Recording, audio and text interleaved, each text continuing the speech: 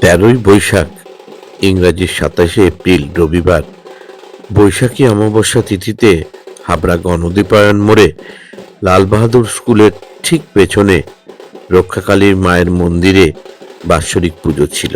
খুব জাগ্রত এই মন্দির, তাই মাকে দর্শন করতে আমিও চলে এলাম এই বৈশাখী অমাবস্যার রাতে। এই মন্দিরের প্রতিষ্ঠাতা পূজারী পটল ঠিক ৬ বছর আগে এখনকার মন্দিরের পাশেই বটবৃক্ষের নিচে রক্ষাকালী মায়ের প্রথম দর্শন পায়।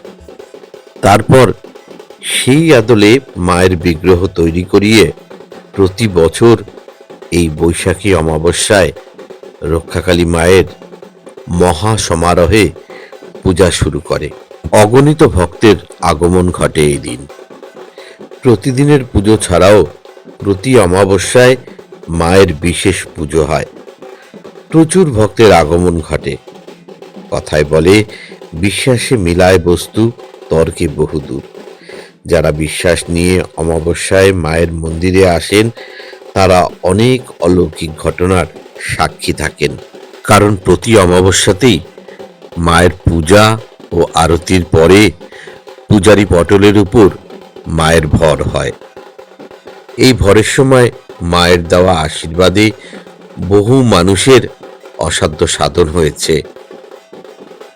তাই যারা ঈশ্বরে বিশ্বাসী এবং কোনো সমস্যায় জর্জরিত তাদের বলছি, কোনো এক অমাবস্যার পুজোতে এসে একবার দর্শন করে যান মাকে।